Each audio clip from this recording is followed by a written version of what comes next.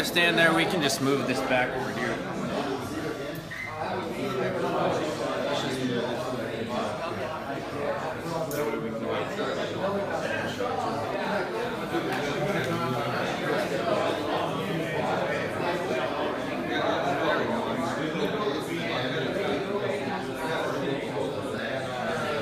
Yeah, if you stand halfway in between the window, we should be able to get you.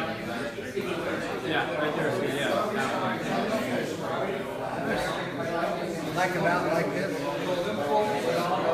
Yeah, that's perfect.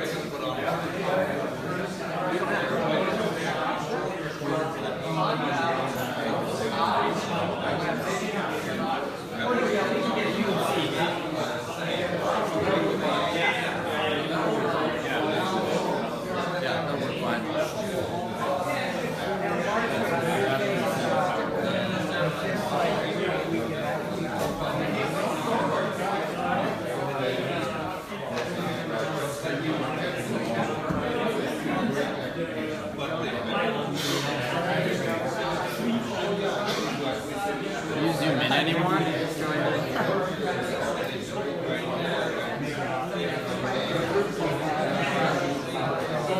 Unplug it. I'll turn it off. Yeah, turn it down first. Can you zoom in at all? Yeah. I'll do it once I have them both fit, you know, kind of. Yeah, well, every couple of minutes too. Maybe even do a little pan, you know? Crowd. And then come back. But that way it's not so stationary. You kind of want to man this.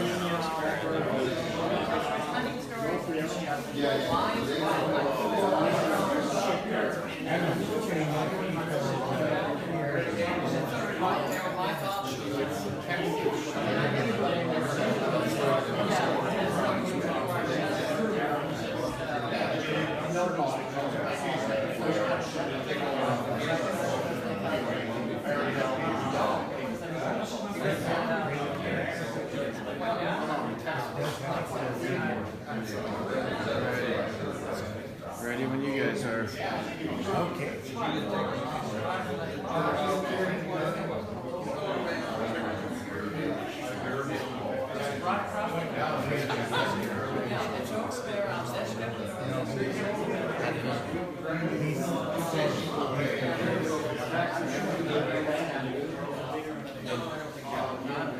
So you ready for us to start? Yeah. Whenever you guys ready. Ready. Bring it to order. Yeah. All right, so we'll go ahead and get started. My name is Corey Hester. I'm the Executive Director of the Alaska Airmen Association. Thank you all for coming. Thank you to Marshall and Dan for helping us put this together and submitting an article for our transponder. We're really excited to have them here and present. They did do a little bit of a presentation on this in Wasilla about a month or so ago. Yeah. That went really well. So it sounds like you can just raise your hand if you have questions and just kind of have a fluid exchange back and forth with the audience. So other than that, thank you for coming here and presenting, and I'll let you take it away. Well, thank you for inviting us here. This is such a great facility. Yeah, it really It's is. a pleasure to be here. And to everybody on the internet, hello. I didn't know we were getting live streamed, but that's really cool. I think I'm glad for all the interest. So what we're So talking who are about you here- anyway? Marshall? I'm Marshall, and this is Dan. I'm Dan. I'm an FAA FAST team manager on the airworthiness side on the FAST team at FAA. But I'm also a high-time pilot. I've owned a couple other services. Stuff. Yep. Marshall's recently retired from flight service, and so he is a wizard in all the stuff it takes to do these kind of trips. So he'll share a lot of that information. We'll share a lot.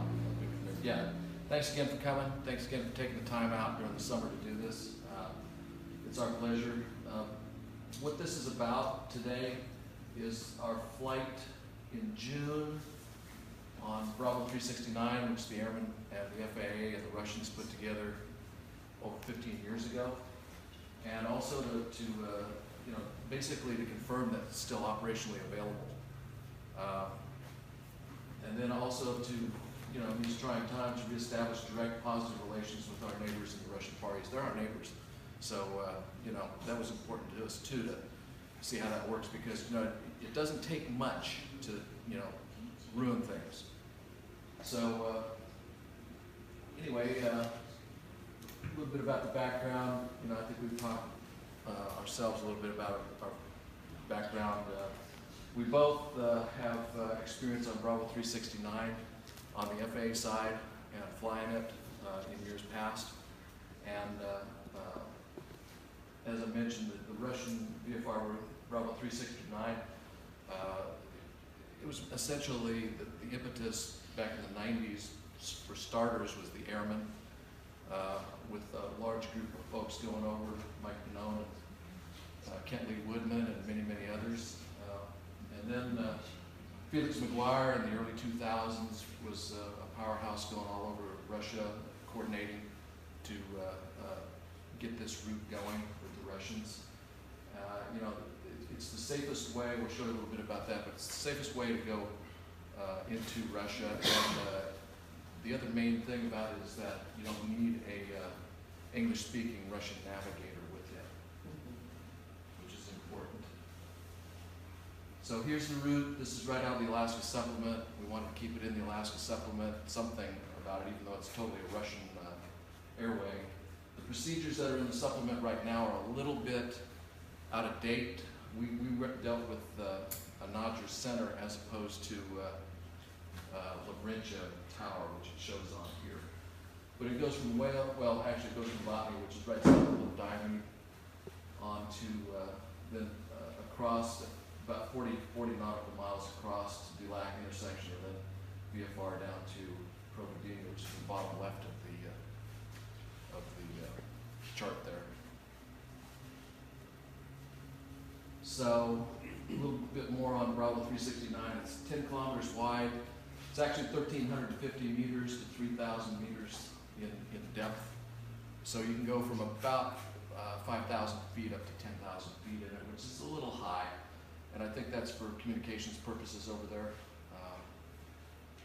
In the past, when, I think Dan was talking, you went over before, or went to the dateline, you were talking to Labrintia, right? I was, to get permission to come in. On that trip, I had just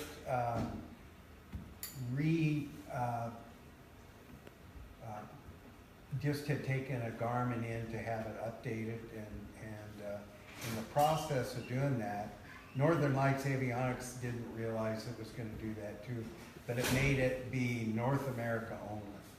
So I got to the date line, and Laurentia, I said, permission to come in, and they said, come on in. But as soon as I crossed the line, the date line, it just, boom, down, nothing. So I went back into U.S. airspace, it came back up. And the weather was good that day, but there's still lots of low stratus, and over some of the landmass was some low fog or something. And I just couldn't navigate it as carefully as they wish. This is like an IFR flight plan. Could your system have connected to GLONASS? It would have if I had it, but we didn't have that now. Now we used GLONASS on this flight, and it was amazing. Yeah, we did back there too. We'll talk about that a little bit, but I was so impressed with Marshall's system, with the little GLONASS and a mini pad and ForeFlight as a, as a program, and it was so simple and so effective. We usually used a split screen with a chart on one side and a three-dimensional look out the front of the airplane. And we got fuel in Nana, and it was so amazing that center line showed right up on that three-dimensional screen exactly where it was on the airport. So it gives you some confidence. So just FYI, as we go along here, some of this information here will make more sense, but from Nome to Providenia along this route, going up to Wales and then across and then down, is 279 miles total. Mention of DVFR squawk, very important. I think one of our main concerns besides weather was getting intercepted. So that actually worked out really well, the way Flight Service took care of the DVFR notification with the military. And we actually got a squawk code for the whole day. We ended up doing a day trip over there. We'll get into that more a little bit. But normally what you do is you get a squawk code coming out and then call from the other side to Nome coming back and get your DVFR coming inbound. All ICAO flight plans, the U.S. is going all ICAO, but they keep delaying it. But the ICAO flight plans was not really that critical a deal as far as getting the information across. Flight Service works with you on filing those flight plans. Mentioned that some of the info is in the supplement, but I think the main thing to get across is that in years past, for those who experienced with the Russian AIP in years past, it cost a lot of money and you couldn't get it online. It's online now. Everything's in there. Some of the extracts that we'll show you here right out of the AIP, it's all free. The approach, basically, there's airports that you can't see on the AIP, but you can, because for whatever reason they're domestic, considered domestic only. So they're like Laurentia, which I've always been very curious about. You don't have a chart for that one. And that used to be a very secure area. It is actually still very secure. So it'd be fun to go. Question over here. Yeah. Yes, What sir. kind of aircraft plane are you flying? Cessna 172. Yeah. We've got a picture of it coming up. So anyway, the AIP, real important, and free information, charts, that sort of thing are on there. This is an extract out of the AIP. It looks a little complex. I know that it's all just spaghetti, but one of the things we did before embarking on this thing was check the latest AIP and make sure that everything was still in there. And it all was. You can see, let's see here, Protein is down here. Can't hardly reach it from that way, but let's see, I can back up a little bit here. Oops.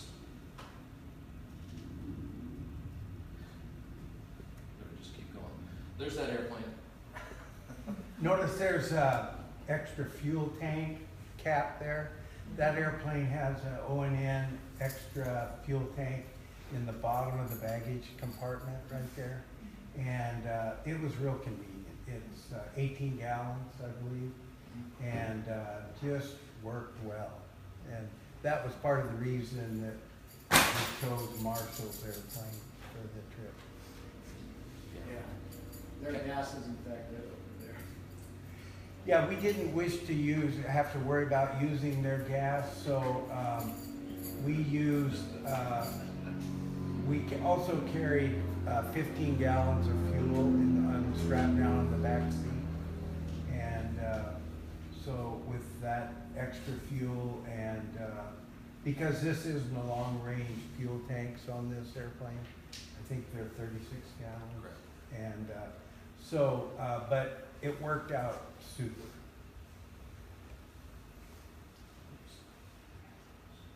See it operator error here.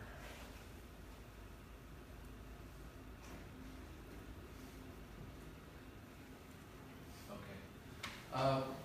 How did we get there? Passes to the north and west were plugged when we were on our target date to go.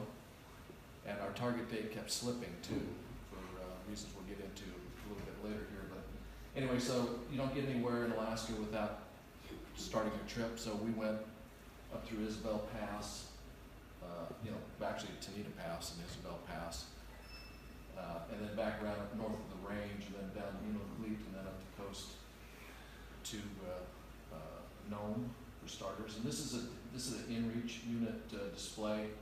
The dots on there are about an hour's, but it was actually on 10 minutes. I mean, when you compress the information down that low, all the dots don't show up. But, or the breadcrumbs for the position reporting. And I've actually got the units back there to look at too. GLONASS and a spot. And, actually the hat from 2001 from the Airmen's first trip over there. And actually, our flights were pretty good. I mean, there was a marginal VFR in the Yukon Valley. We did, and one thing you gotta know too about the personalities here, love flying with Dan here and all that. He's an optimist, and I'm flight service, so we got VFR not recommended? on the day we left, we got VNR, or what we call VNR, VFR flight not recommended, going to Birchwood from Anchorage. So it's like, well, you know. But we actually, The weather got better. yeah, it pretty much got better, you know. We did up in Nome, we got a special VFR into there. It was supposed to get better, but it went the other way. But, you know, that's just the way it worked. We got You can also see on our way back from Providencia that our flight is altered a bit. And it was unusual, but it was a very nice day. And the Russians, you could tell, were kind of anxious to end their day or end dealing with us. And so they said, you can cut this corner and go from Laurentia over to Botany direct. So we did. Yeah, that's actually good news, you know, because we were taught, you know, this VFR route is this corridor only. You know, 4 kilometers wide, stick to your altitude, don't deviate, except in account of weather and just within the corridor. So that was good. Yeah. So here's, you know, there's some airmanship involved, but there's a lot of bureaucracy involved in this, really. When we talk about start early, you know, we started really in January and talked about it for a year before that. But be flexible, start early, expect unexpected delays, and some of the paperwork you got to get. Even if you get a Russia visa and the invitation, which a lot of people are familiar with, which is one of the first steps, what you really need to do to get into the Russian Far East, into Chikaka, is get their frontier permit, which the security people are the ones that control that. And so, yes, ma'am. Did you have to bribe anybody? No. No? You didn't have to? No. Okay, because No. I was over in Magadan for a week, and I mean, people going back and forth when you get to that border there, then there was sometimes that's what you have to do. So I was just curious. If No, you're on a plane, I guess you don't have to. That's It good. didn't seem like there was. This was real interesting, and I'll talk more about the payments and stuff too, because we had really. I mentioned to Dan, it's like, okay, we got to bring rubles with us because we don't know what's going to happen. But it was all our, you know, in these days we're talking about privatization and user fees and all that. It's like, okay, we need enough money to pay our user fees over there in case what we had arranged falls through. But it actually worked really well. So, I mean, we didn't have to fork over anything at the terminal. You know, we've actually got some pictures inside of the lady that she had me sign 5 pages of all these charges and stuff. So, And it turned out to be $65, right? Yeah. Or something like that. yeah, pretty close. So the Chikaka permit, very important. The invitation, very important with the visa. We'll talk a little bit about how you get those. The Form N flight permission, in years past, we were able to just fax it in. It's in the AIP, you fill it in. There's really no charge per se. There is no user fee or anything on the Russian government side for the permission. However, they require now to have basically a handler or a agency of some sort communicate that Form N and the response to it. The only time you can fax Moscow and get your permission that I'm aware of is if you're on like a lifeguard flight or some governmental military thing. But for a civilian private pilot, we needed to go through a handler, and that really actually worked out pretty good. In the past, I dealt directly with Moscow on getting these Form Ns taken care of, and that used to work, but you know, several years ago they quit doing it that way. And one of our colleagues, Brian Starset, who was with Bravo 369 from the start, he basically said go with the handler, you know, and it actually worked out okay, although it cost money. Customs was another really, really good thing. I mean, we really have a lot of good news. Nome in the past has not had a permanent customs person there, U.S. Customs. They do now, and you couldn't ask for a better civil servant than Elmer Johnson up there. He seems to divide his time between Dutch Harbor and Nome, but he was on the ball. He got proactively with us. He talked about, you know, you guys should probably get a clearance out of country. And I'm going like, well, I don't know anything about a clearance out of country. We don't need one. He said, well, the Russians really like it. And it turned out they really, really like it. And they took that, you know, and I mean, that's the first thing they asked for was, where's your outbound clearance? Yeah, he was helpful. Yeah, he was. The EAPIS, you know, get your decal, got to have a decal for U.S. Customs. It's $27.50 a year now. But I did that online. In the years past, I've gone down to international, to the customs there to get it. But it's just so easy now. And EAPIS was real easy to do online too. The manifest and all that. You know, there's several steps you got to go through, but you just block out a little bit of time. And I think that's probably the difference that I'm retired. Because I could block out a little time and not get frustrated with some of these entries and that sort of thing. And then general declarations, both, you know, that's common in any country. To enter, you got to have your general declaration. And ours worked out okay over there. They asked for a transport declaration, which I'd never heard of. And that caused them a lot of consternation. And it's like, what are these? You know? But what it was is that we had our own personal general declarations and the airplane needed one too. So then they worked with our guide over there for a long time. And they put something together and had me sign it, and it worked fine. Yep. And then another thing that came up that didn't happen, or at least in my recollection in the past, was prior permission from the airport manager at the airport in Providence. It kind of, you know, when you got your flight permission, it was kind of included, sort of, I mean, you know, behind the scenes and all that communications. But this time, I actually tried to call over there to the Russian airport manager a couple times with, you know, the proper number, but I never got an answer. So then I was thinking, oh boy, what am I going to do? The flight plan handlers took care of that for us too, eventually. And then another thing to think about too is these FCC radio licenses. They're good for 10 years, and mine expired just before this spring. You know, so it's like, so I had to get one of those again for the station just to stay legal. That picture, there's the foreign clearance that Elmer Johnson put together for us, you know, and it works good. They really like the stamps over there, you know, lots of stamps, lots of signing.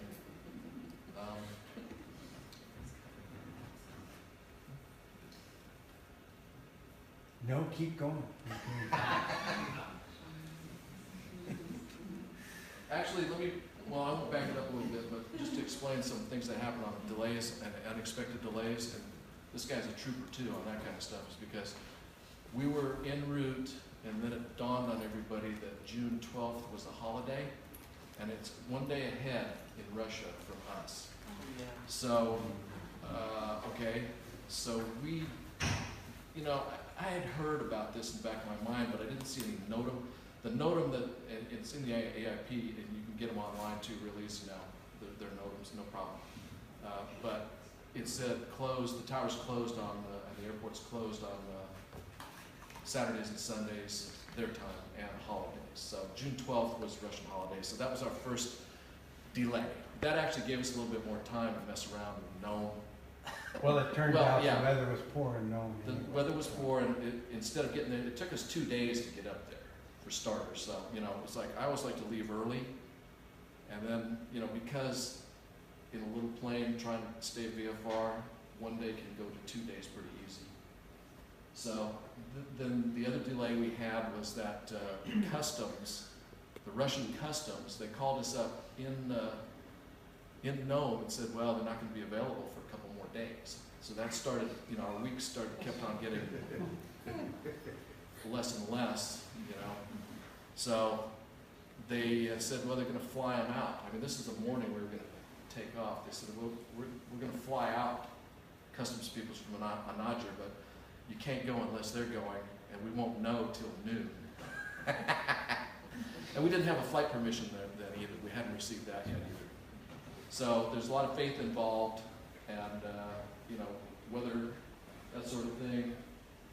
I feel like I dominate this, but we've got a lot to say. The AWU, the weather, Alaska weather there, we were watching TV that night, the Alaska weather guy, and he had a really good forecast. Because it was The best we had.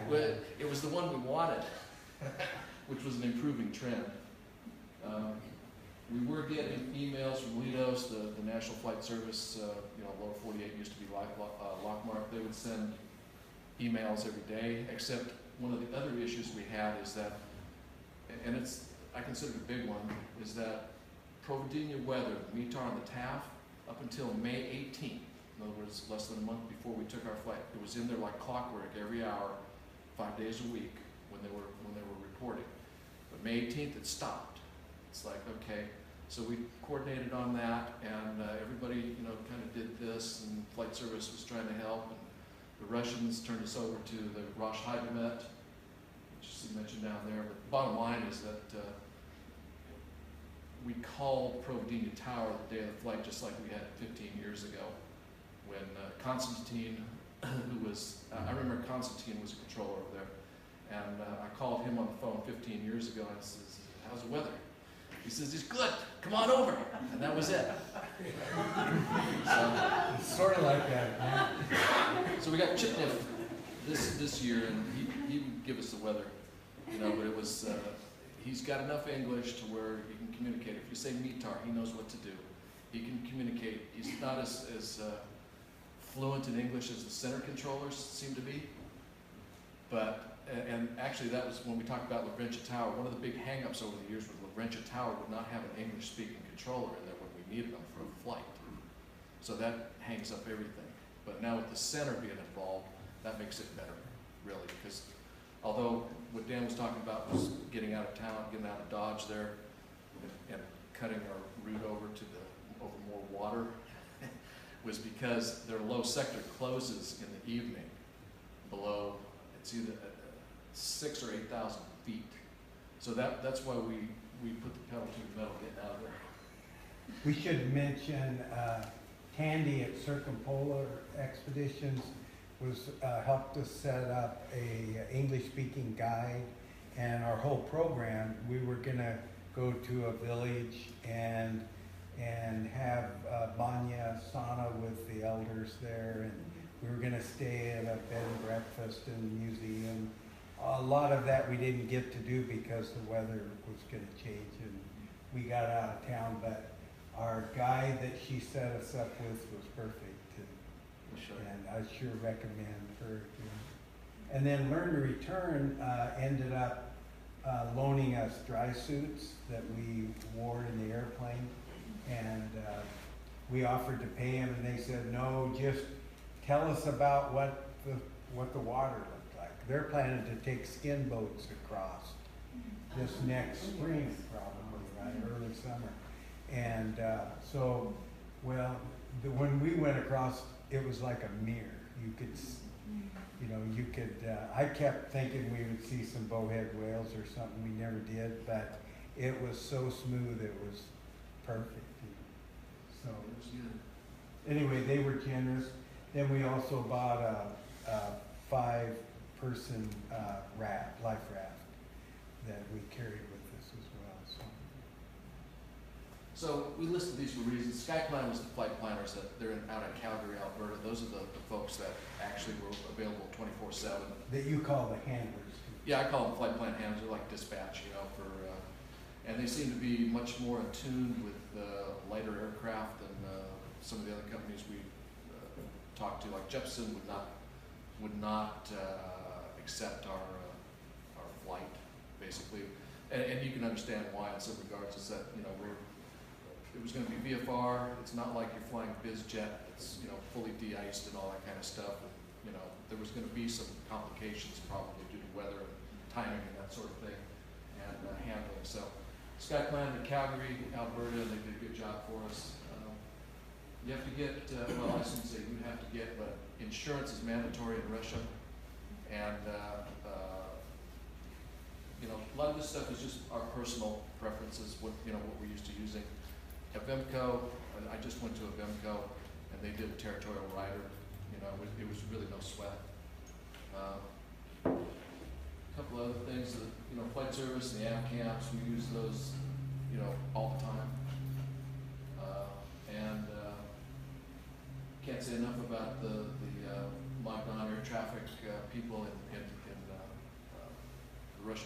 they're basically the ones that, and we've got a letter at the back of this thing about, their continued sustainment of VFR operations. So that was kind of the stuff we did. This flight this time was, okay, there's a lot of good things to do, but we're pilots, we like to fly. We wanted to make sure that the airway was open. It's like, is it really? I mean, I really wonder. Well, it's been about 12 years since people used the airway, so we wanted to keep it alive and keep goodwill going with the Russians. So another word here about tracker devices, that sort of thing. We've got them in the back there. Right now, I've got an inReach, which does two-way communications. Although it turned out that didn't even really, actually we did need it and use it, not for emergency purposes, but for texting. But Dan has an AT&T phone we might want to talk about.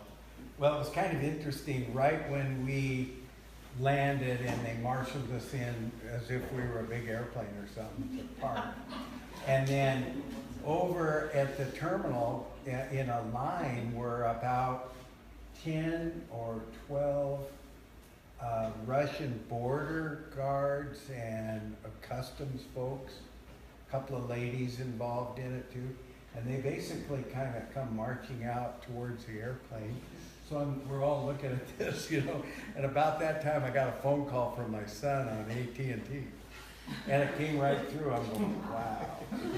But I didn't answer it right then. And then when those guys come to the airplane, we ask if we could, permission to get out of the airplane and to take off our dry suits.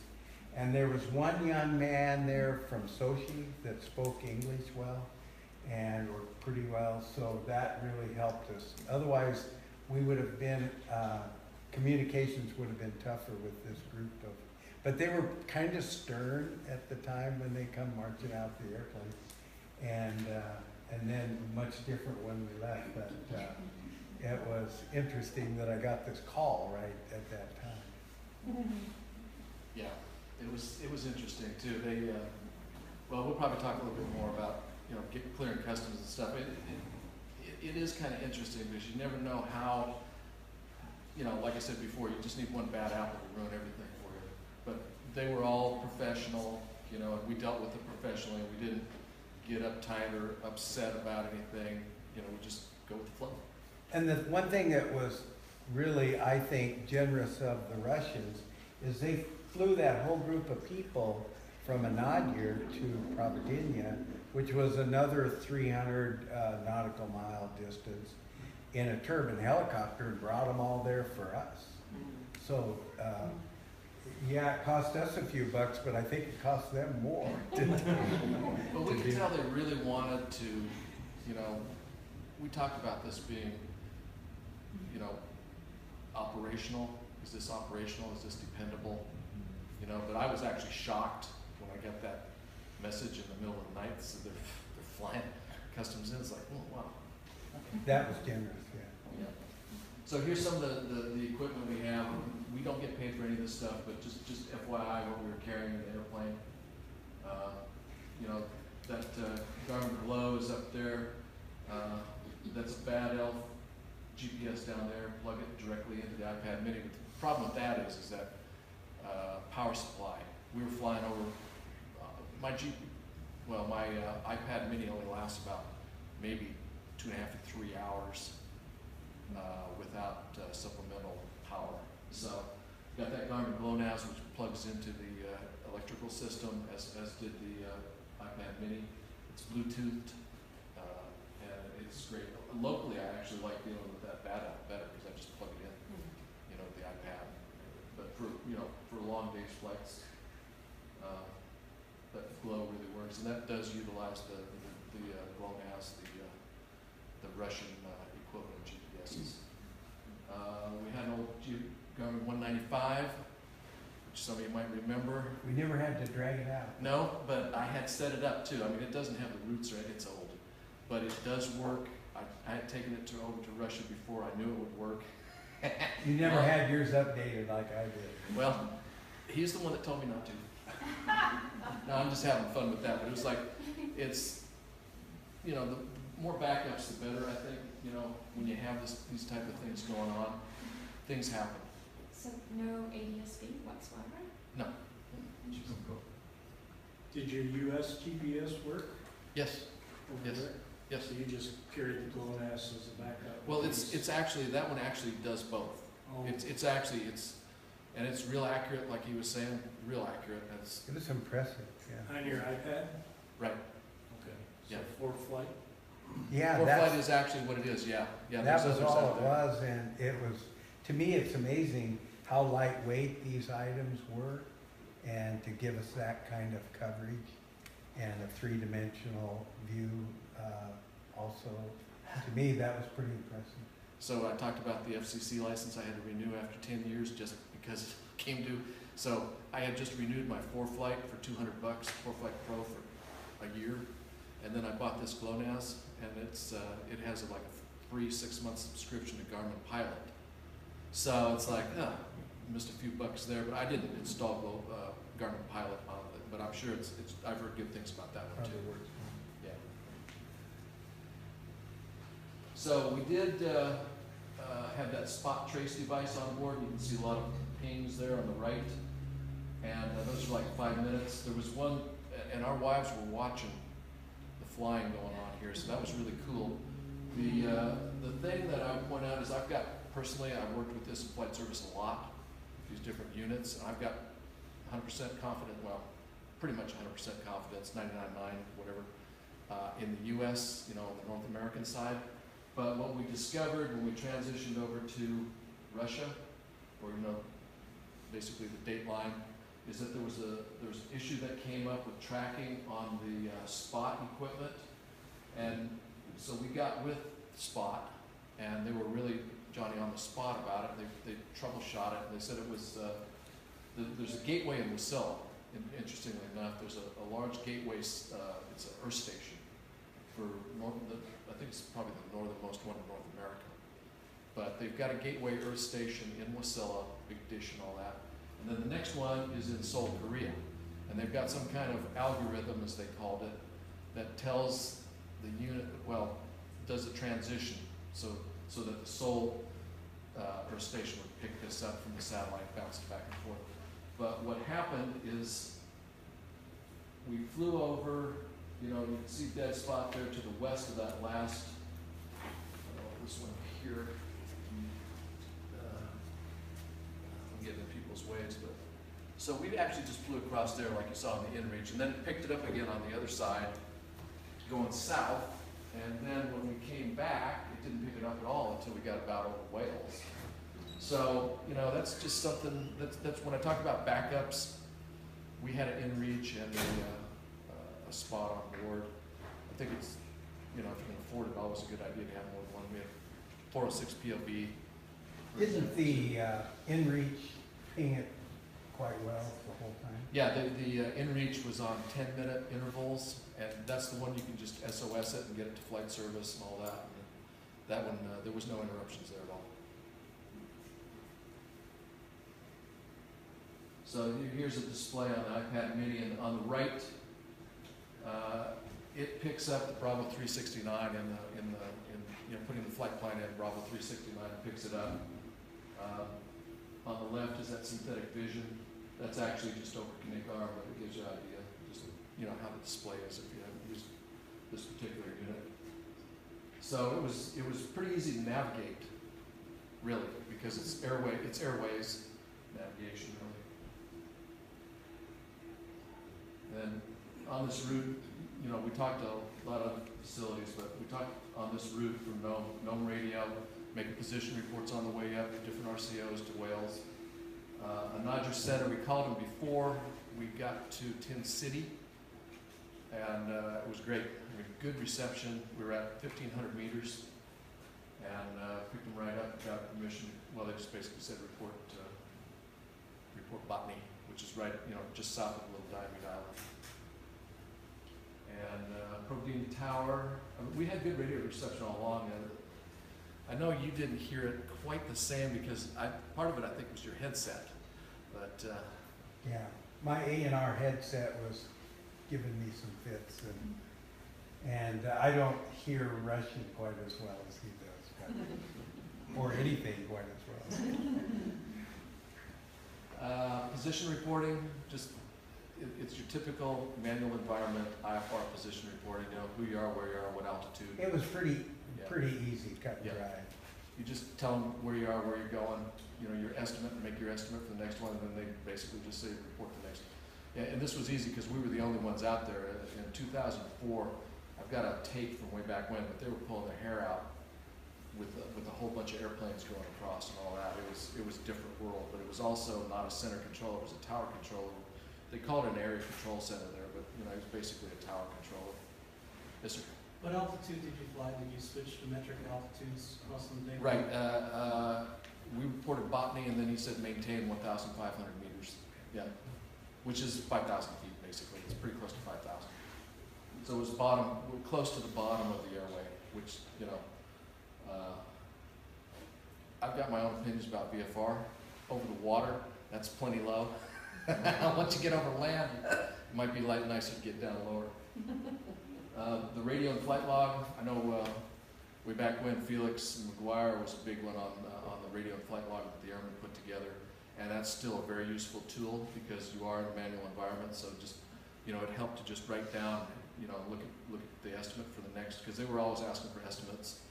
And they threw in a few other reporting points Yeah. at the last minute too. Yeah, so, you know, it helps to write that stuff down, and it's a good record too, because I could just go write that and say, okay, they gave me QNH 1011 for altimeter setting, you know, no doubt about it, because I was going in my mind, what were they doing? So there's the flight plan, speed and altimeter settings. QNH, they actually gave us QNH, so regular altimeter setting at botany, not QFE for, you know, basically zero at the airport surface. And they did pretty much have us on meters going down, meter altitudes, you know, 1,500 feet. We stayed at 1,500 the whole way until we started letting down. And you know, for the ICAO, you're going to switch over to kilometers at the first fix on the at the FIR. So the airspeed picked up because it's 165 kilometers per hour. Anyway, I really cruise with that airplane. I can pretty much flight plan 90 knots because of winds and stuff, and it usually comes out around 90 knots. And they did change this when the Airmen were going over there earlier. They were using QFE, but now they use QNH for the most part. I thought it was outstanding what, you know, I talked about getting the information from the tower controller and not having METAR and TAFs, which I don't like leaving anywhere. If there's a METAR and TAF, I want to know about it. It's kind of my flight service way, but you know, just, you know, if there's weather out there, why not get it? Unfortunately, it wasn't available long line. And the Russia VFR, which is the Russian equivalent of NWS, what they worked out was they would email me the weather, which, well, first they wanted to do a chat, but I couldn't download the app. It was too big up in Nomad. I just wasn't enough bandwidth to do it. So we got the weather. This was actually just before we took off. And very supportive. You know, when we talk about, there's some things when we talk about relationships and, you know, positive relations and all that. I mean, the Russians were extremely positive to us. There was no attitude. And I don't know how to get that across in a way that's like, no, but it was very welcoming. I mean, you know, you might have some comments on that. Yeah, I think so. I mean, they were very professional but just kept kind of warming up as we were around them more. And they were fun. Yeah, and you know, these METARs are kind of a mishmash, you know, because they report cloud heights in feet, but they report wind in meters per second, which basically all you got to do is double it. So, like, I know it's kind of hard to read, but wind 190 at 02 is basically 190 at 4. Just double whatever you see there on the wind speed. They did have a TAF of broken at 3,300, which was actually turned out to be pessimistic, because it was better than that when we went over there. That was being a little bit more thought, but you know, we're pretty committed. Oops. Operator. So here's the first call. There's a little diamond, big diamond. That's actually taken on the way back. We weren't taking too many pictures on the way down. It was much cloudier on the way going down. But the question was, Big Diomede has, Little Diomede, between the two islands, on the little island is a little village that's right on the rocky slopes and there's no runway there. They sometimes have a ski strip on the ice, or they get mail by helicopter, or get some of their supplies at times by helicopter. On the Big Diomede, there are facilities. I had a Russian map and it showed several structures and stuff, but you don't see them because they're either in the ground or well camouflaged. And I'm sure they're watching the U.S. side from there a lot, but you don't see them. It looks I didn't see any sign of a structure, did you? But they're there. Yeah, back in the Cold War days, they moved all the Russian side natives off of the coast because they didn't want them going back and forth to Alaska. They used to go out and meet between the two islands at Christmas or New Year's, Christmas holiday, and then they didn't allow that, or they moved the native Russians over to mainland off of Big Diomede.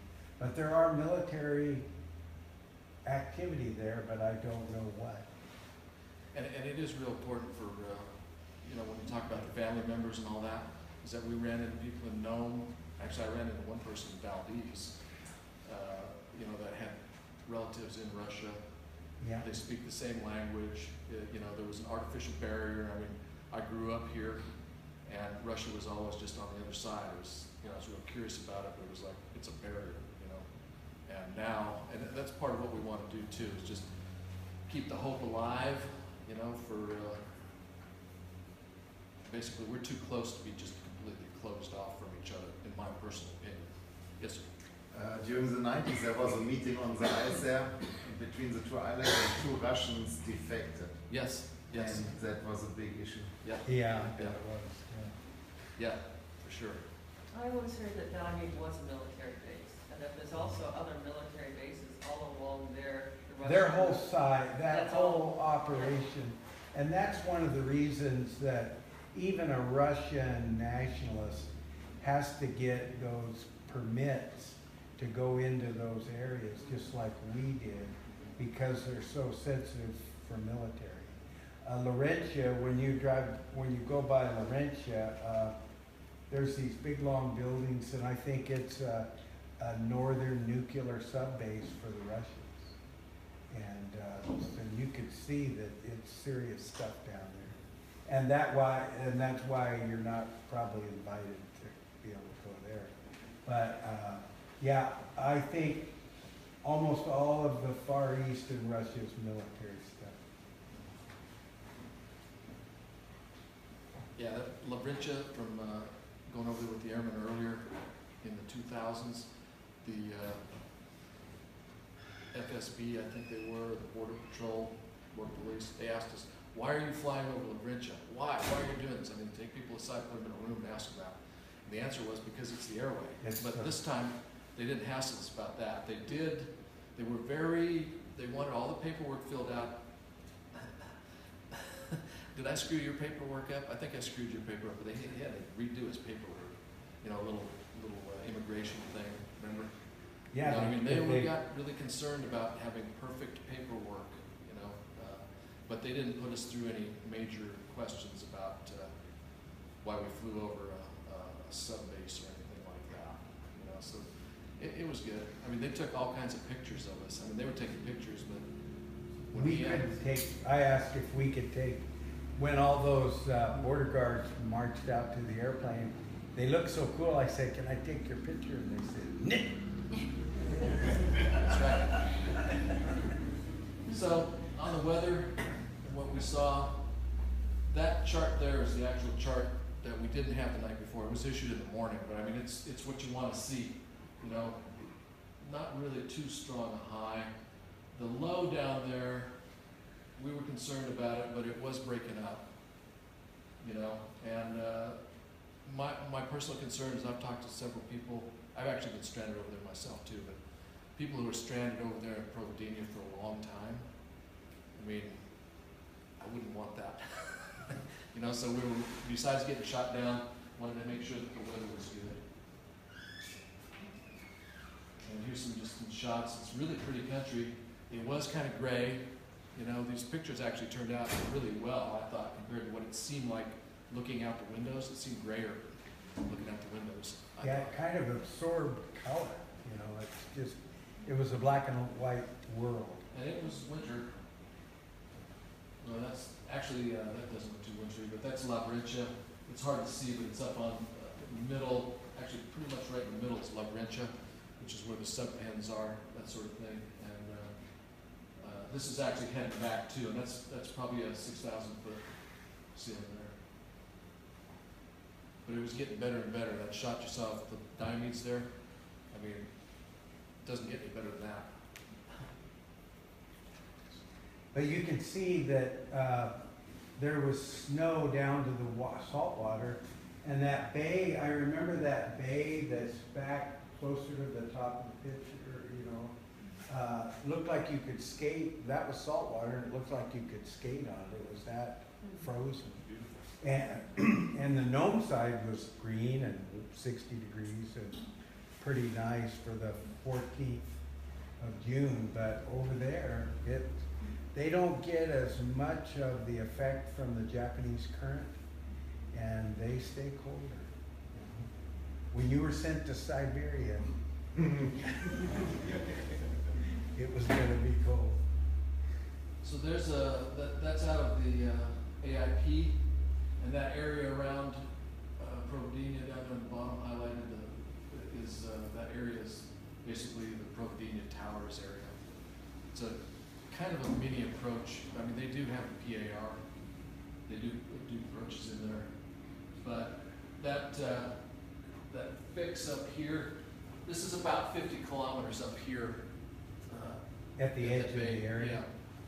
That's about 50 kilometers. And they had asked us for an estimate on that, the 50 kilometers, which I actually had prepared for the 50 kilometers or, you know, kilometers, I mean, you know, figuring that out. So that took a couple, it's really not that hard, but it's just, okay, I was thinking they were going to have us report Mona, which is the intersection there, you know, that sort of thing. But they just wanted 50 kilometers, which is pretty much the same. It's not quite, but it's pretty much.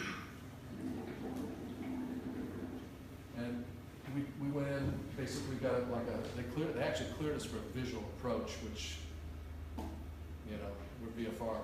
What else is it going to be? I mean, it's just terminology, you know. Some of the things they do over there too is like, you have to ask permission to start your motor. It's, you know, so you've got that contact, and that did lead us to go, oh boy, because we were running late on the way back.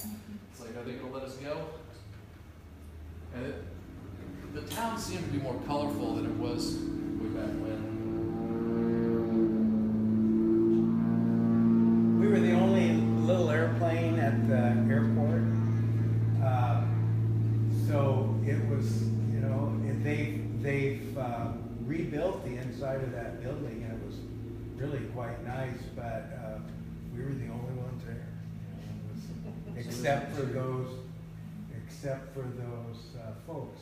The young lady that I'm talking to there was our tour guide, and then the gentleman there was the driver, and he spoke no English, but she managed to help with the conversation. But the pictures in the background there are what happens if you aren't nice. Russian shepherd there. Siberia. Yeah. Yeah, he's got his own website, and when I went into it, I got so many alarms on my computer. It's like, oh my goodness! I mean, it was like don't go there. But I actually did go there and it seemed to be working okay. Although it wasn't working. I mean, we tried my computer here, it wasn't working as well. But I never noticed any problems with my computer. But I thought, oh, Vladimir, what are you getting us into here? He's kind of, like I said, an adventure guy. You know, we brought him over some fishing lures and snow machine parts and stuff like that. And, They like that. yeah. So there's the Sunday drive out there, you know, and it's pretty stark. You know, you can see there's no vegetation there, and I'm not sure how much of that is associated with, you know, chemicals or whatever. I don't know, but it just seemed kind of weird to me. You know. Yes, sir. Lots of the geology over there is kill zones from ore, so it's natural that there is lack of vegetation. The continental is much more, the climate is much more continental over there than it is in Alaska. So it's always colder, not just like on this occasion. Yeah. And the geology is such that plant life is much less important than it is here. Yeah. Yeah, there's a big difference. Big difference. Yeah, there was no greenery. Very little. Shot in town from ground level. We got some big. It's a deep water port. So. When we were driving on this road into town, it was kind of interesting. That has a steering wheel on the right side, even though they drive on the right side. And so there's a mirror on the other side. But they would get these vehicles from China? Japan.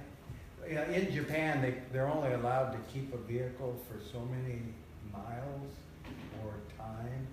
And these guys would buy these, that was like a Toyota 4Runner or something.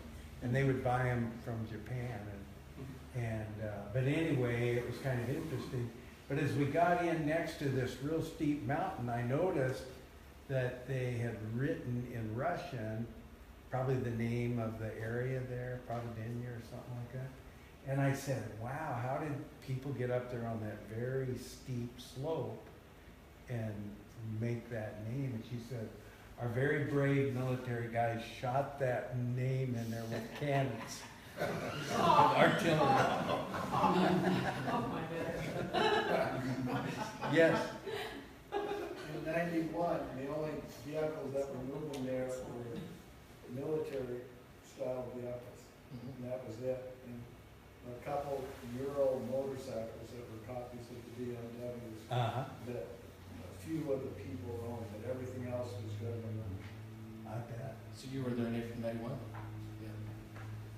It's the military presence is next to none. I mean, I don't even think I don't know that they've got it in there now. I mean, Yeah, when we were doing our meeting the guards and doing all that, they were shooting across on the other side of the runway for target practice. And if that doesn't give you a warm feeling when you're just getting there. Yes. Yeah, what I heard was that that's how they were demilling that place, just blowing up all their stuff. A lot of the buildings are all blown up and lots of steel around. Sweet devils. Yeah, this pretty. I like the bobblehead dog down there.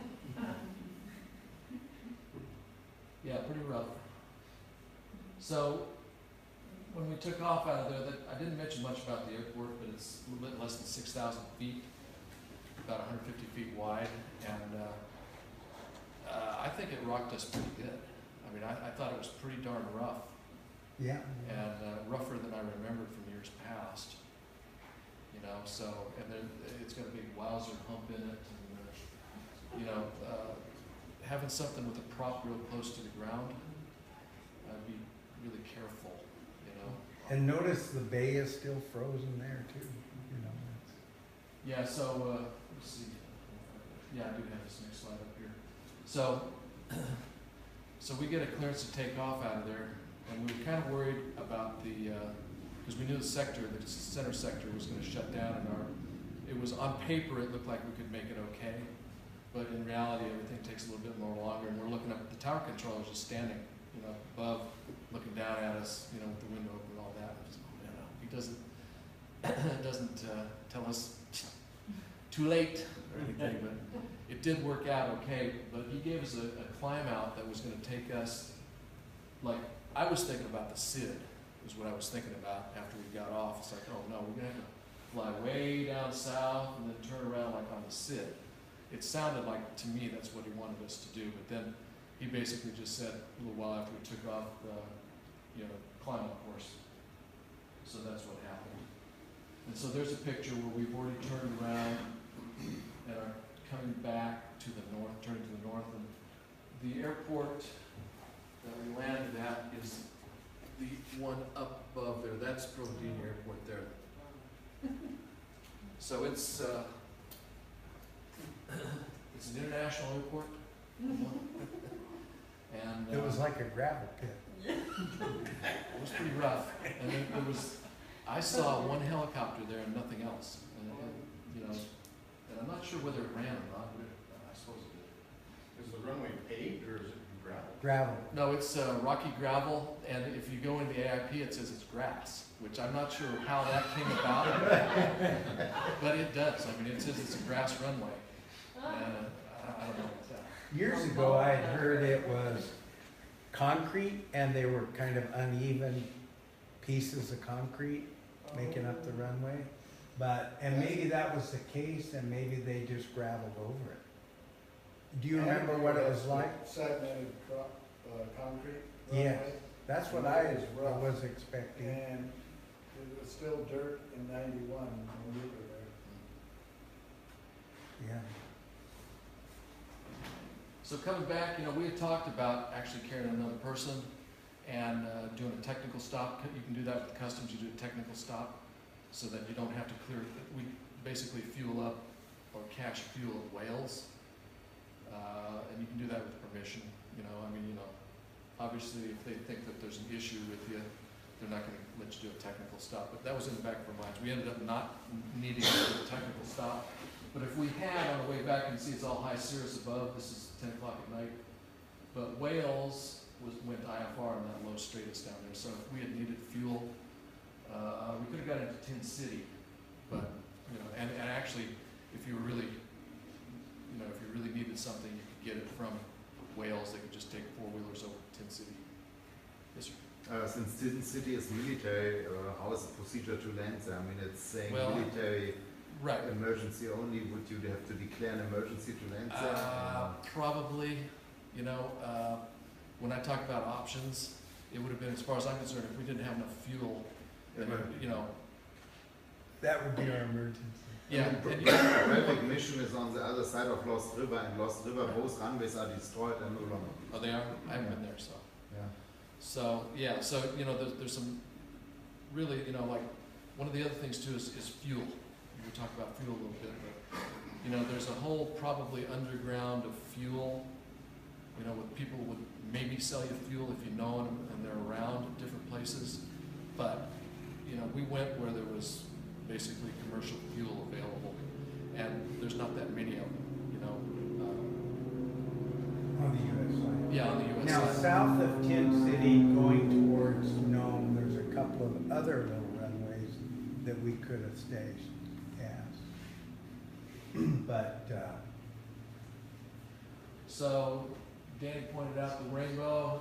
I was looking for the pot of gold. This is back on the mainland, heading towards Nome, pretty close. And then there's the dredge there. I don't know how much gold they got there at Nome, but you can see the difference, the green. It was night and day. This is such a cultural change. It's just, to me, it's odd, yeah. awestruck. That much difference. So, and customs was waiting for us. We had, basically called.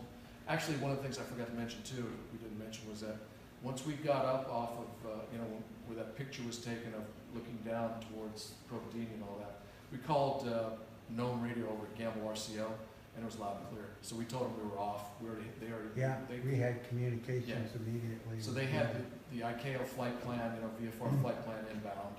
We were working with Anadra Center, and DVFR, we were squawking. They gave us the same code for the whole day. Normally what you would do is up on the west side by Cadat or DLAC, is call flight service on that side over Tin City and get your squawk code, your DVFR. But we kept it for the whole day. There was nothing else going on, so we thought that was really a good deal. So here's the part that Danny talked a little bit about. He missed his Mediterranean cruise, I think, because of this. Well, I told my wife, I said, it was really fun in Providence Bay, but we could have went on to the French Riviera and rented a villa for a month for about the same money. No, it really wasn't so bad, but she said, hey, I didn't know we had that option. So now I gotta take her to France and take her to What was the total? Pardon? Sheriff. The total, I'll go through some numbers here and maybe you can add them up. It still hurts. But anyway, you know, that lady on the right there, she's, okay, the two ladies, well, you can only see one of them, but there's two ladies in that area there. That's in the terminal at Providence. Right in the main, you know, they had a, I don't think I put a picture out here, but they had their schedule. They got a, you know, LCD, you know, with the scheduled flights, and there was one line on it, you know, and I think that 2 was flights a week, right? something like that. It's not very much. But anyway, it's pretty quiet there. And they spent their time, they were diligently working on that piece of paper there on the right, which was the charges. And she had me sign that. And Danny, I think you took that picture, right? Uh-huh. So Danny was right there through all this, you know. And, like I always say, I wouldn't go without Danny. So, you know, it was a good trip all the way. And fees, like I said, we also took rubles over. Rubles are like, let me see if I can get this straight here, 60 to 1 or something. They're about 2 cents a ruble. You know, so it costs money. You know, when we talk about money, it costs money to transfer money or exchange money. Wells Fargo up here would get the rubles, but then they wouldn't take them back. Okay, well, they were upfront about it. I mean, they told me, you know, we're not going to take these back. Okay, well, you know, I'd rather have some rubles over there, because before they didn't want dollars over there because they didn't have any way of spending dollars. All they cared about was their own currency, because you can understand the Russian Far East. So anyway, this lady here, she diligently got the bill together. She's had some antiquated, I mean, there's a dial-up phone over there on the right, and I think that's not an intercom, but a speaker or something for the terminal. I don't know. But She worked real hard and came up with 32,000 rubles or something. We're going, wow. But it turned out to be how much? it's 65. about 50, $55. something like that.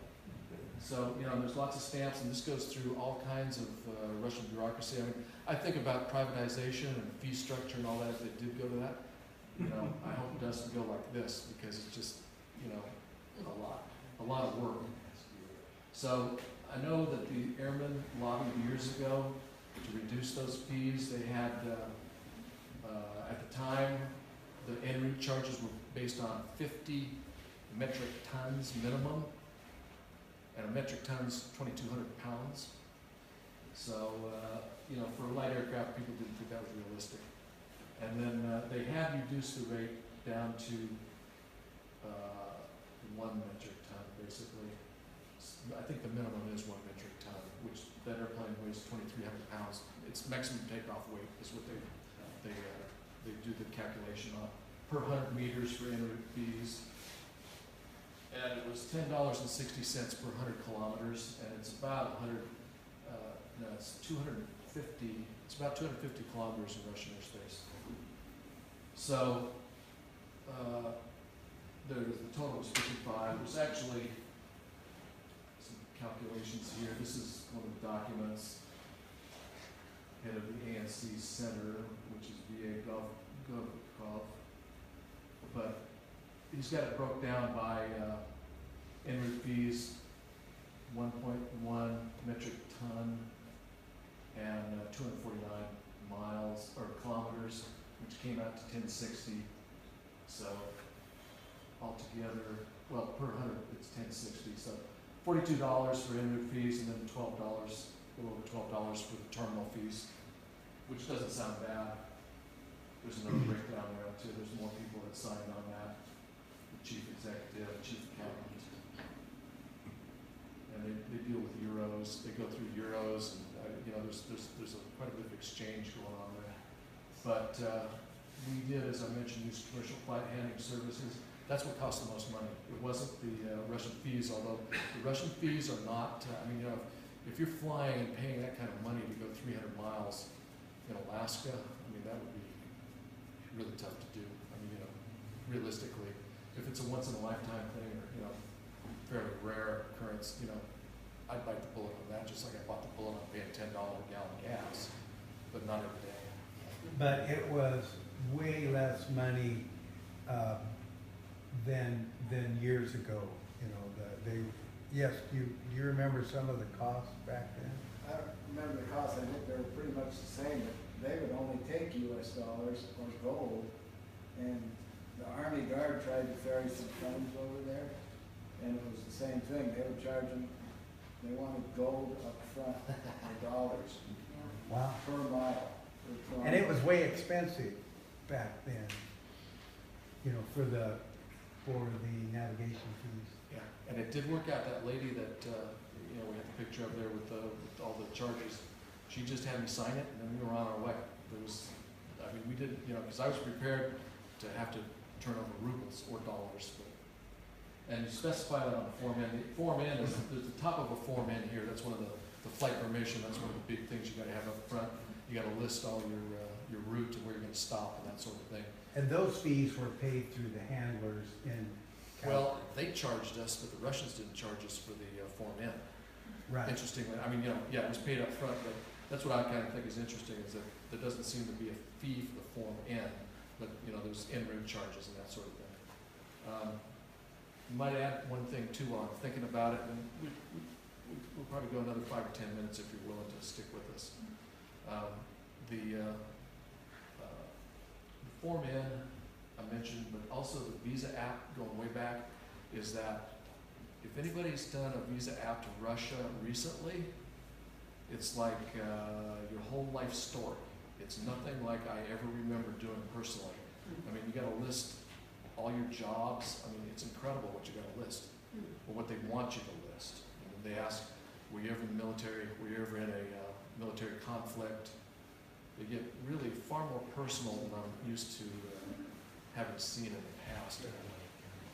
So that was interesting to me. And the cost of the visa and the invite letter was around $650 $450. or $450. Which 450 or? Yeah, Yeah. 450 for the visa and the visa application, the visa and the So and maybe the that together, the border permit, and we went through separate. Tandy at Circumpolar Expeditions, which the Airmen worked with quite a bit in the early 2000s. She was in Diomede last week waiting weather. Not sure where she is now, but anyway, it's typical. Anyway, she was very helpful. She got our border permit for us, and it was another act of faith, basically, because she said, "Oh yeah, you got it." And I said, "Oh well, can I see it?" I said, "Well, not really." They'll give it to you when you get over there, is what I was told. But anyway, she did get an electronic copy of it, and that's the top of it right there, which I can't read because I don't read Russian. But that was $100. And then we ended up going through Red Star for the passport, Russian visa and invitation. And it was actually, everybody recommends getting a 3-year multi-entry, which used to be impossible to get, but now, even though that's about twice as much as what you'd pay for a single entry that's valid for like 30 days. But the thing about it is I'm kind of gun shy, you know, like I go to VNR and he says, "Oh, it's going to get better." Well, there's always delays and stuff. So if, you know, in this particular case, we probably could have got away with paying half that much money for a visa, but then, you know, next year we'd be in the same boat again if we were going to go to Russia again. So that's good in 3 years. So it's just what your plans are. But if things change, like sometimes they do, and you have to put it off, you know, the visa time's out. How far in advance did you get that prior to your departure? Only a few weeks. because what we thought was we needed to get our border permit before we could get our visas. But that's actually, you could go ahead and get your visa first and just work with somebody like Tandy, which is the only one I know to work with. Back in 2007, he and I did work directly with the government over there. But what happened was we were trying to get to a notcher, and they would only okay us to Provdina. So it can be done independently, cheaper. Yes, sir? Same thing happened to you Oh, yeah. guys in Yeah, we were '91. trying to go to Magadan and they wouldn't let us out of Rock Indian. Yeah. So maybe things are going to change. I don't know, but you know, that's like my kids grew up from then till now. So you know, it doesn't seem to have changed. Yes, ma'am. I got a question, because I have a friend that's been going back and forth from here to Magadan, you know, for the last, I don't know, decades, since the early 90s, and she's not gonna go back again, because she was saying that Putin had really, I mean, that whole administration has sort of built up this, you know, antagonistic relationship with the U.S., and that she felt that there were some people that had become friends, and that they were afraid to show their friendship to them in public, and that, but it sounds to me like the aviation community, because you're all buddies and you're all of the same sort of family, that hasn't touched We them. didn't feel that in They didn't feel Providencia. it. No, and we're working with the people in Magadan, but I Yeah. know some people here in town that Yeah. are related to that type of situation She too. says it's really changed, which is a shame, because she had wonderful friends. It's just really interesting dynamics, and I mean, you know, from our perspective, for what it's worth, I can only speak for myself. I can't speak for Dan, but I know that he wants to and it was very supportive of doing this type of, Yeah, you know, people to people, yeah. professionals to professionals, basically, and any one of them can shut you down. I mean, these customs agents, when they they wanted me to go out separate. Did you come? You came back with me though, right? They told me you have to go back outside, or maybe no. I think You went to the airplane yourself. yeah, they took me back out to the airplane, and then they say, we want you to open up all your utility access. And they were looking at my access panel, you know, this, that's a little much. So they went, you know, I opened up the doors first, I opened the baggage compartment, I opened up the cowl cover, you know. Maybe I did come back out, because I thought I opened up the cow. Maybe you did. It's, you know, but bottom line is that they were satisfied. We treated them like professionals. We didn't give them any guff. Yeah. You know, and it's like they went through, they satisfied themselves. They were taking pictures inside with the engine and stuff. And, you know, I don't know what good that did, but there was nothing smuggled in there. What was You know, your engine? What was your engine? It's a 0300D Continental. So it was a 66 G model is what the airplane was, yeah. because I noticed you didn't have a heated seat. No, I don't. No, I wished I did. Just like I wished I had de-ice. So, just a little bit about the cost, the avgas. That's from Anchorage. Yeah. And the long way around. It's gonna vary with everybody. There's cheaper ways of doing business too. I personally, at this point, because I don't do it that much, you know, on the long distance, I go where there's gas. I'll buy gas there. You know, to make sure that, you know, for what my little contribution is that people stay in business. Yeah, we thought $10 a gallon was a little high, but That was in Galena. yeah, that was the highest of the trip, plus 3% sales tax on top of that. So, you know, I actually thought it would be a little bit lower than that on the cost. I think Dan estimated it would be a little bit higher, but it is what it is. $1,400 kind of sticks out at you, but you know. That was a long way around, though, that's for sure. Yeah. And then these locator devices, this nav subscriptions are like 4Flight, that's $200 a year. That Spot, they raised that to $169 a year for that one. The InReach is $26 a month. So I mean, you know, there's a lot of doodads. That's why I'm not saying there's a total price for this thing. You know, we got a hotel room at the Polaris in Nome, which is not one of your high. It wasn't. It was high all that was available, too. Yeah. We shared the same room. Yeah, there was a lot of adventurers there too. I mean, you meet some interesting people. You know, you could listen to the bar. You know, they had music going for a long time. I think the floor was the bass drum. So, you know, Dance down that floor. yeah, I have it, Blair's. So a couple other expenses, the decal is $27.50, and that one's out of date, that was from 2014. And the radio station, $170 for 10 years. And then, I actually found my old radio station operator license, you know, so I didn't have to pay $70 or whatever to get a new one of those. Was the operator license required though? Yeah. In Canada? Well, in Russia, yeah. It isn't required for the US. Yeah, exactly. I mean, that's the only reason I mention it, you know, because we try to do everything right.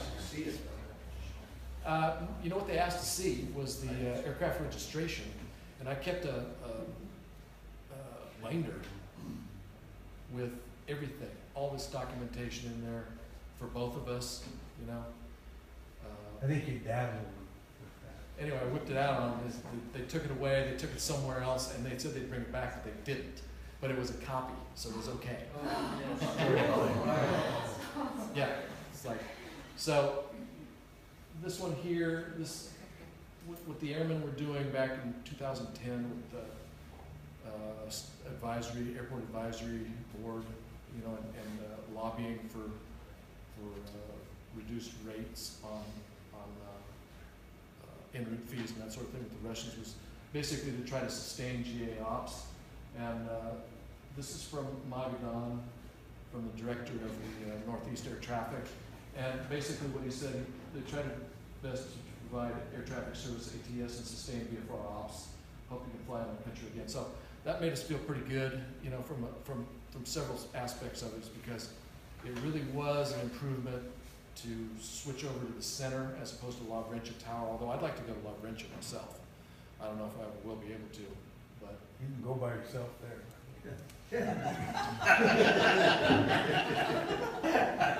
Next. So, some final thoughts, or providing your final thoughts? Well, it was just, the whole thing was a huge adventure. I used to fly out in Western Alaska picking up firefighters and did some aerial photography when I was back in the 70s. And I remember taking pictures out of the bottom of the airplane of the Russian mainland, going back and souping the film and thinking, wow, wouldn't it be great to go over there? And so always wanted to do it. So for me, it was just a huge adventure to finally make it after 2 times that I didn't get to make it. It was real special, and I want to go again. I want to go see more of it. You know, so it's worth it. Yes. The US sectionals of Russia's Far East look pretty accurate when compared to satellite imagery. Do you have any idea? I mean, the sectionals, I mean, for like VFR navigation, I mean, what do you think about the maps that we have here that are the ones of over there? Go ahead. Well, We mainly used an older Russian map that I had from back in 12 years ago or so. And we used it to kind of keep track. I kind of kept track of the land masses and the route on that map, as we did also the electronics. I thought the lap charts had Russian stories. Well, that's where I was going to make a comment on too, is that, you know, we try to keep everything positive and that sort of thing, but we used an old WAC chart too as just an aid, but they don't make those anymore. They quit making that one. It is so, that WAC chart of the CC-8, I mean, it's got every little river on it, every little mountaintop, and you can't buy a new one anymore. They don't make them. I used to sell those charts in Germany to Russian scientists that couldn't obtain any decent maps of their own country. Yeah, and so my personal thoughts on that are there's nothing better than that, and I'm actually sorry that the U.S. government is not putting that piece out anymore. You know, I mean the sectional. Maybe they could be printed out electronically. Yeah, but they're not. You know, they're not maintaining it. Right. Which is the issue. Four flights dropped them because they're not current anymore. Right. Yeah. You know, that's why on that one I showed you there, it's got the, it goes back to topo or topographical because the chart doesn't go any further now. Yeah. You know, it does, they do have the airway that's depicted on there, and you can navigate off of that, you know, but it's not the same. I mean, I really like that, I don't want to beat a dead horse on that, but, you know, when you can understand when somebody has something they're used to seeing and it really works good, like you're talking about, Lars, and then it goes away, it's like, ooh, bad. That hurts. Yeah, yeah, because it really, I mean, it was, I can't say good enough things about that CC-8. I think it's CC-8. Yep. So, you know, I talked about this might be once in a lifetime, so you know, it gets pretty spendy.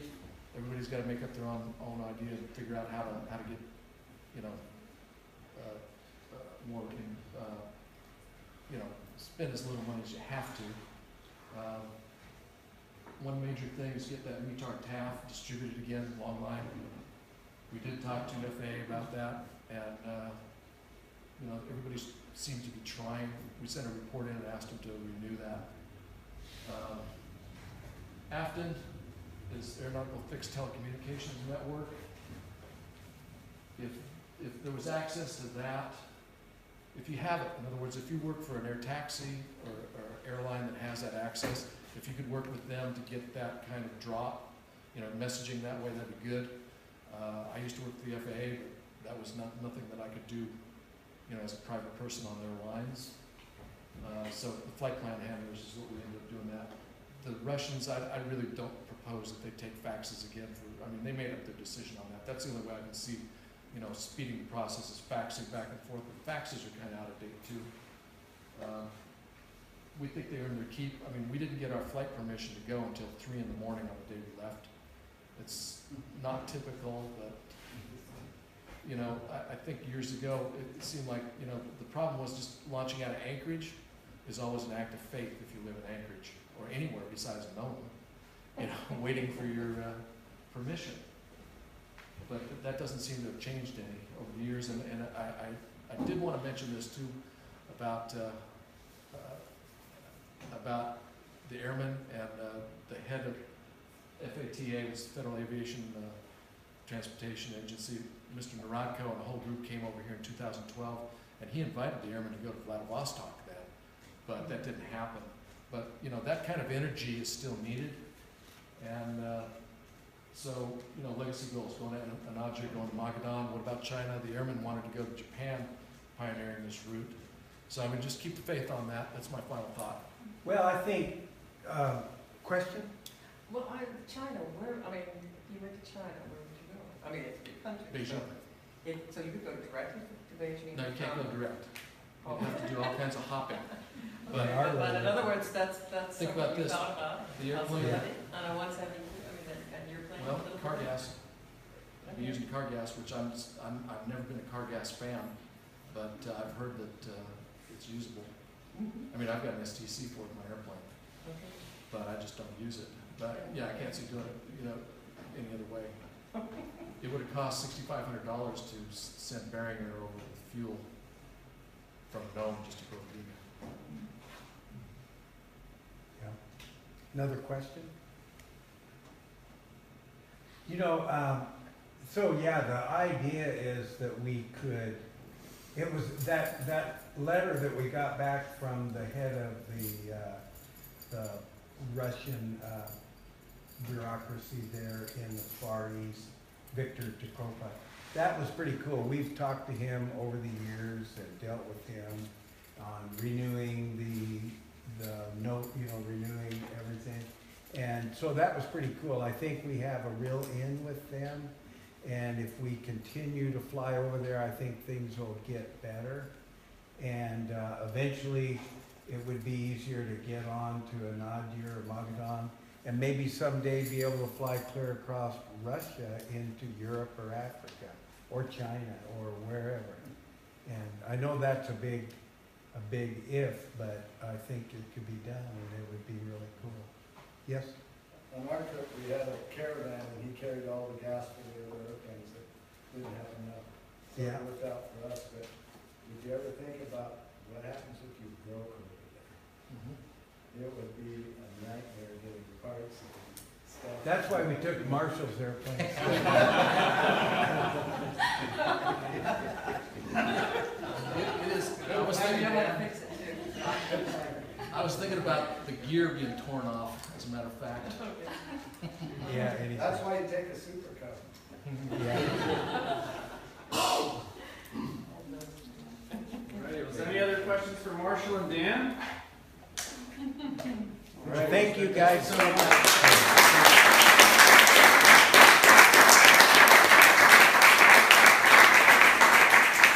Thank you guys for having us. That was fun to share. Was there an option to spend a couple nights at a B&B? We were gonna spend about 3 or 4 nights there, but that there was just some ragged weather coming up. But right behind that was a very serious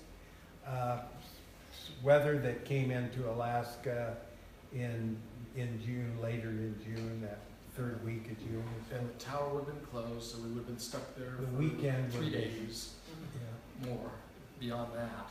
And then it's like, you know, you gotta figure out, what I would say now, the best way to go is leave on a Wednesday or Thursday our time, and then just have that weekend. Don't worry about the weather, because you can't go anywhere.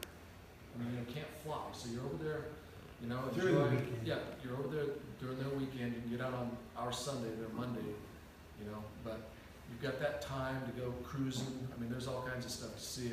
They've got caves that they had an Army division in, and they're all pointed towards the American mainland, you know, abandoned. There's villages that you can go to. I mean, we had essentially arranged for all that through Circumpolar, but then it's like, okay, what's our priorities? You know, do we want to get stuck another week maybe? How's that going to affect us? So it's like, okay.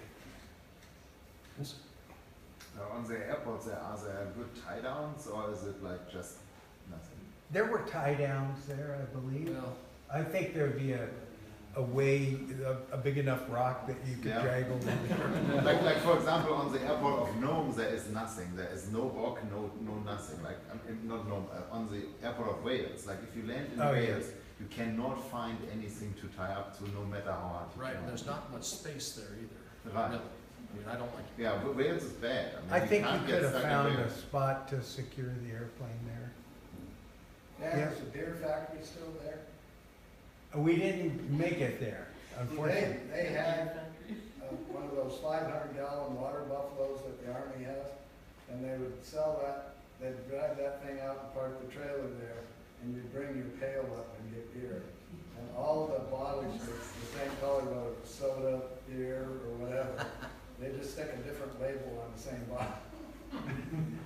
And it was quite interesting, but everybody would come up with some kind of container to get beer out of the water buffalo. Where was this? In Providence. Oh, okay. Before my time. Okay. The beer in Maginot is really good. All righty, well, another round of applause to Marshall and Dan. Thank you.